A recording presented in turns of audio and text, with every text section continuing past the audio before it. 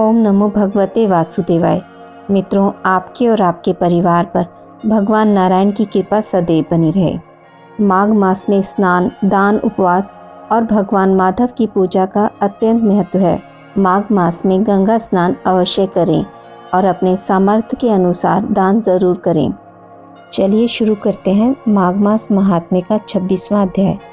पथिक कहने लगा कि हे प्रेत, तुमने सारस के वचन किस प्रकार और क्या सुने थे, सो कृपा कर कहिए। प्रेत कहने लगा कि इस वन में पूरा नाम की नदी पर्वत से निकली है। मैं घूमता घूमता उस नदी के किनारे पहुंचा और थकावट दूर करने के लिए वहां पर ठहर गया। उसी समय लाल मुख और तीखे दांत वाला एक बड़ा बंदर वृक्ष से उतरकर जल्दी से वहां पर आया जहां एक सारस सोया हुआ था। उस चंचल बंदर ने कई एक पक्षियों को देखकर उस सोए हुए सारस को हठता से पैरों से पकड़ लिया और तो सब पक्षी उड़कर वहां से चले गए, परंतु सारसी भयभीत होकर विलाप करती हुई वहीं पर रुक गई। नींद के दूर होने तथा भय से नेत्र खोलकर सारस ने बंदर को देखा और मधुर वाणी से कहने लगा, हे बंदर, तुम बिना अपराध मुझको क्यों दुख देते हो? इस संसार में राजा भी केवल अपराधियों को ही दंड देता है। तुम्हारे जैसे श्रेष्ठ प्राणी किसी को पीड़ा नहीं देते। हम अहिंसक और दूसरों के कर्मों को नहीं देखते। जल की काई खाने वाले, आकाश में उड़ने वाले, वन में रहने वाले, अपनी स्त्री से प्रेम करने वाले, दूसरों की स्त्री को त्यागने वाले, दूसरों की बुराई से दूर रहने वाले, चोरी ना करने वाले, बुरों की संगति से वर्जित, किसी को कष्ट ना देने वाले हैं। सो इस प्रकार मुझ निरपराधी को हे बंदर छोड़ दो। मैं तुम्हारे पहले जन्म के वृत्तांत जानता हूँ। यह वचन सुनकर वह बंदर उसको छोड़कर दूर बैठ गया और कहने लगा कि तुम मेरे पूर्व जन्म के वृत्तांत को कैसे जानते हो?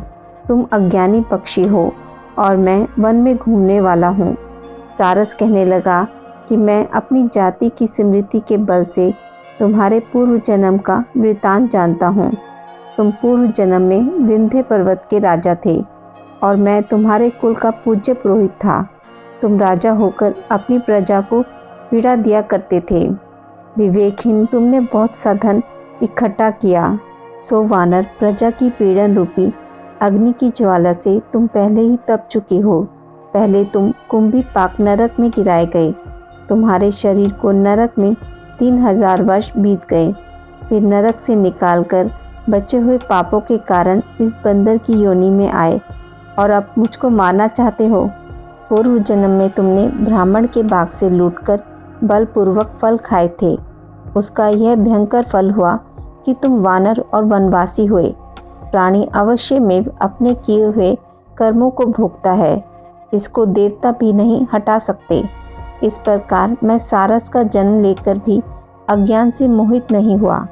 इतनी कथा कहकर वानर कहने लगा कि यदि ठीक ही जानते हो तो बताओ, तुम पक्षी कैसे हुए?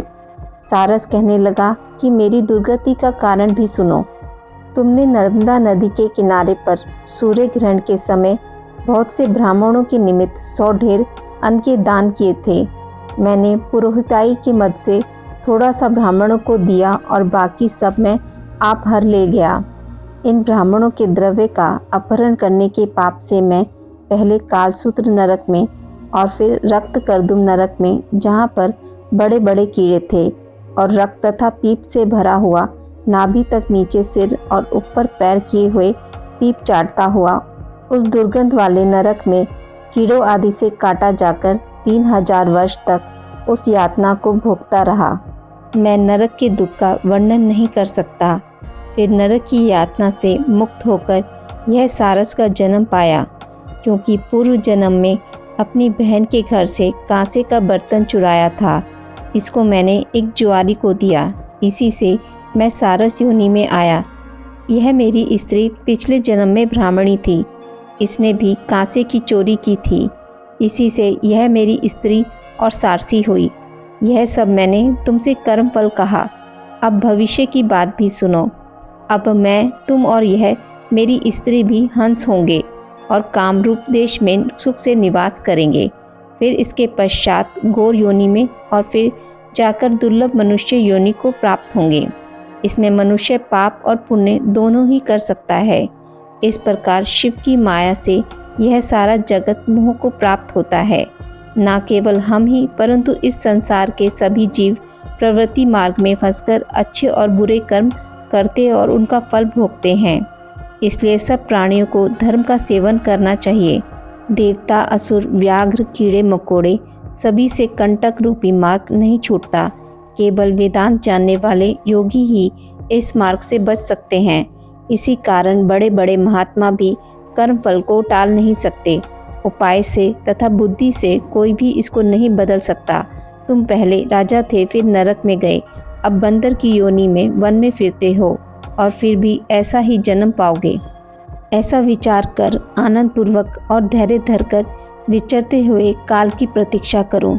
तब वानर ने कहा कि पहले जन्म में मैं तुम्हारी पूजा करता था, अब तुम मुझको प्रणाम करते हो। तुम जाति के स्मरण से मेरे पूर्व जन्म के वृत्तांत को जानते हो। आनंद पूर्वक रहो, तुम्हारा कल्याण हो। तुम्हारे वचनों को सुनकर मैं मोह रहित होकर वन में विचरूंगा। प्रेत कहने लगा कि हे पथिक, मैंने नदी के तट पर बंदर और सारस का यह संवाद सुना, तब मुझको बोध हुआ और मोह तथा शोक का नाश हुआ। माघ मास महात्म्य का 26वां अध्याय यहीं पर समाप्त होता है। आज की इस वीडियो में बस इतना ही। मित्रों, आपको यह कथा अच्छी लगी हो तो मेरे वीडियो को लाइक और शेयर ज़रूर करें और पूजा पाठ से जुड़ी जानकारी के लिए मेरे चैनल को सब्सक्राइब करना ना भूलें। धन्यवाद।